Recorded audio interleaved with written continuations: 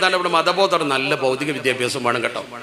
ഇന്നിപ്പോൾ നമുക്ക് ആകെയുള്ളൊരു കുഴപ്പം എന്താ നിങ്ങൾ, ഭൗതിക വിദ്യാഭ്യാസ രംഗത്ത് നമ്മൾ വളരെ പുറകിലാണ്.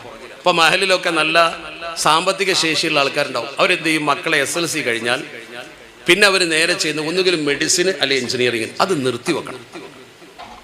കാരണം നിങ്ങളെ കുട്ടി മെഡിസിനോ എഞ്ചിനീയറിങ്ങിനോ പോകാൻ യോഗ്യനാണെങ്കിൽ അവന് ബുദ്ധി ഉണ്ടെന്നതിൻ്റെ അർത്ഥം.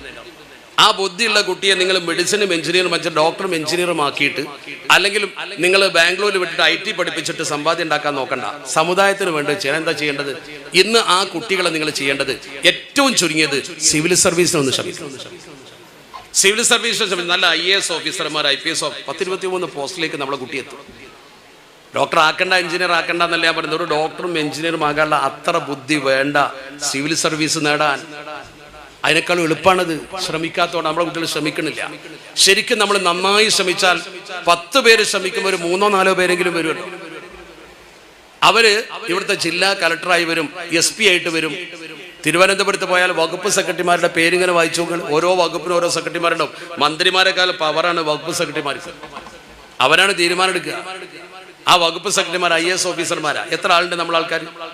21% ക്രൈസ്തവ സമുദായത്തിൽ എത്ര പേരുണ്ട് എണ്ണി നോക്ക്. 12% നായർ സമുദായത്തിൽ എത്ര ആളുടെ IAS ഓഫീസർമാർ? 27% മുസ്ലിങ്ങളിൽ ആകെ 2-3 പേരെ അവിടെ കാണുള്ളൂ. അതാ മനസ്സിലാക്കേണ്ടത്. ഏകദേശം 10-46 ചീഫ് സെക്രട്ടറിമാർ വന്ന് കേരളത്തിൽ. ചീഫ് സെക്രട്ടറി ആരാ? ഒരു സംസ്ഥാനം ഭരിക്കുന്നത് പ്രധാനമായും 3 ആൾക്കാരാണ്. ഒന്ന് മുഖ്യമന്ത്രി, ഒന്ന് ചീഫ് സെക്രട്ടറി, ഒന്ന് DGP. ഇവര് 3 പേരാ. ബാക്കിയൊക്കെ അനുബന്ധമാണ്. അവരുടെ കയ്യിലാ കാര്യം കിടക്കുന്നത്. ഈ സംസ്ഥാനം ഭരിക്കുന്ന കൂട്ടത്തിൽ നിങ്ങൾ നോക്ക്, എത്ര ചീഫ്, ആകെ കേരളത്തിൽ ഒരു മുസ്ലിം ചീഫ് സെക്രട്ടറിയായി കാലം വരെ വന്നത് മുഹമ്മദ് റിയാസുദ്ദീൻ. അയാളെ 6 മാസം തയ്ച്ചു നിൽക്കാൻ സമ്മതിച്ചില്ല. എന്തേ? കാരണം IAS റാങ്കിൽ നമ്മുടെ ആളുകൾ പ്രഗത്ഭരായി മുന്നോട്ട് വന്നിട്ടില്ല. അത് തന്നെ DGP കേരളത്തിലെ ആകെ ഇപ്പൊ ഒരു DGP വന്നു, ദർവേഷ് ഇപ്പൊ വന്നു. അതിന്റെ മുന്നേ ഒരാൾ വന്നു, സത്താർ കുഞ്ഞ്. അയാൾക്ക് ലോ ആൻഡ് ഓർഡർ പദവി കൊടുത്തോല്ല. എത്ര DGPമാർ വന്നു കേരളത്തിൽ? എത്ര എണ്ണം വന്നു? ചീഫ് സെക്രട്ടറിമാരെക്കാൾ കൂടുതൽ DGPമാർ വന്നു. ഞാൻ പറഞ്ഞു വരുന്നത്, ആ സ്ഥാനത്തേക്കൊക്കെ നമ്മളെ എത്തിക്കുന്ന പ്രധാനപ്പെട്ടതാണ് IAS, അതുപോലെ KAS. അതൊരു ടാസ്ക് ആക്കി എടുത്തിട്ട് നമ്മൾ ശരിക്കത് പഠിപ്പിക്കണം. നമ്മുടെ മഹലിൽ അതിന് കഴിയും. ഇപ്പൊ എൻ്റെ മഹലിൽ എൻ്റെ പ്രിയപ്പെട്ട മഹല്ല് കമ്മിറ്റിക്കാരുടെ സഹായത്തോടു കൂടി നമ്മൾ ചെയ്തൊരു പ്രവർത്തനം, അവിടുത്തെ സർക്കാർ ജോലിക്കാരുടെ യോഗം വിളിച്ചു. കൂട്ടത്തിൽ പെൻഷൻ വാങ്ങുന്ന ജോലിക്കാരും വിളിച്ചു. സർക്കാരിൻ്റെ ജോലി കിട്ടിയ പെൻഷൻ വാങ്ങുന്ന ആൾക്കാരും സർക്കാർ ഉദ്യോഗസ്ഥന്മാരെയും വിളിച്ചു കൂട്ടി. വലിയ നിഴമത്തല്ലേ ഇപ്പോഴത്തെ കാലത്ത് ഒരു സർക്കാർ ജോലി കിട്ടുക എന്ന് പറഞ്ഞാൽ. ഒരു സർക്കാർ ജോലി എന്ന് പറഞ്ഞാൽ വലിയ സംഭവമാണ്. അവർ വിളിച്ചു കൂട്ടി. അപ്പോൾ ഒരു 10-28 ആളെ കിട്ടി. അവരോട് പറഞ്ഞു, നിങ്ങൾ ആകെ 2 കാര്യം ചെയ്തു തരണം എന്ന് പറഞ്ഞു. എന്താണെന്ന് വെച്ചാൽ അവർ പറഞ്ഞു, ഞങ്ങളെ മഹല്ല് കമ്മിറ്റി ഒന്നിനും വിളിച്ചിട്ടില്ല, നമ്മളോടൊന്നും ചോദിച്ചിട്ടില്ല, ഞങ്ങളിങ്ങനെ പഠിച്ചു ജോലി നേടി അത്രയേ ഉള്ളൂ. ഇപ്പം നമ്മളിപ്പോൾ ഈ കൂട്ടത്തിലുണ്ടാവും 25,000, 30,000, 40,000, 50,000 ഒക്കെ പെൻഷൻ വാങ്ങി കാലും നീട്ടി വീട്ടിൽ കുത്തിരിക്കുന്ന ആൾക്കാരുണ്ടാവും. വീട്ടിൽ ഇരിക്കുന്ന ആൾക്കാരുണ്ടാവും. ഒരു ഉപകാരം ഒരു മഹല്ലിന് ഇതുണ്ടാവില്ല. ഗവൺമെന്റ് പൈസ ഇങ്ങനെ ശമ്പളമായിട്ട് വാങ്ങുണ്ടാവും, പെൻഷനായിട്ട് വാങ്ങുണ്ടാവും. ഞാൻ തെറ്റാന്നല്ല പറയണത്, വലിയ നിയമത്താണത്.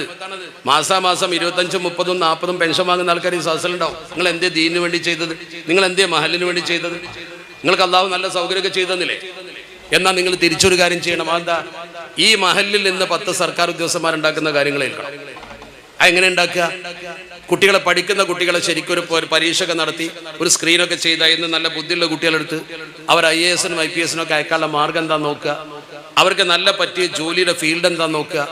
PSC പരീക്ഷ വരുമ്പോൾ അപേക്ഷിക്കാൻ പറയാ.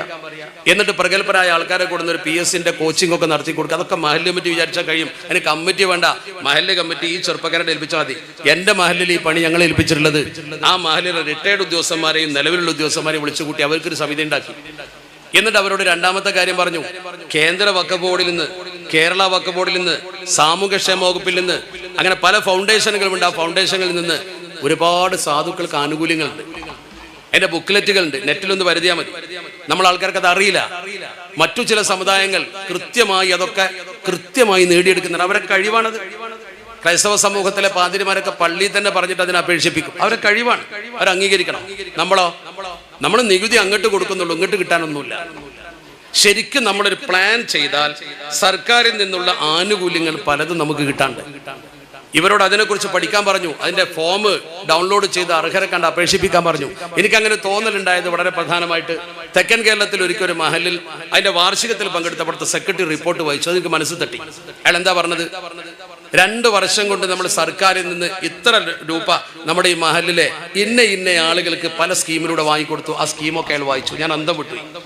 സർക്കാരിന്റെ നമ്മളറിയാത്ത ഒരുപാട് സ്കീമിൽ നിന്നുള്ള സഹായങ്ങൾ തൊഴിൽ സംരംഭങ്ങൾക്ക്, കർഷക സംരംഭങ്ങൾക്ക്, പല കാര്യങ്ങൾക്കും അത് ചെയ്യുന്ന ആരാ? മഹല്ല് കമ്മിറ്റി ചുമതലപ്പെടുത്തിയ ഒരു ചെറിയ ടീം. എത്ര അത്ഭുതം അറിയങ്ങൾ. അതിനൊന്നും ആരും തേടി പോണ്ട. നമുക്ക് അതൊക്കെ ചെയ്യുമ്പോൾ ഈ മഹല്ല് കമ്മിറ്റിയോട് ജനങ്ങൾക്ക് വല്ലാത്തൊരു കമ്മിറ്റ്മെന്റ് ഉണ്ടാവും. മഹല്ലിനോട് ജനങ്ങൾക്കൊരു കമ്മിറ്റ്മെന്റ് ഉണ്ടാവും. തരക്കേടില്ല.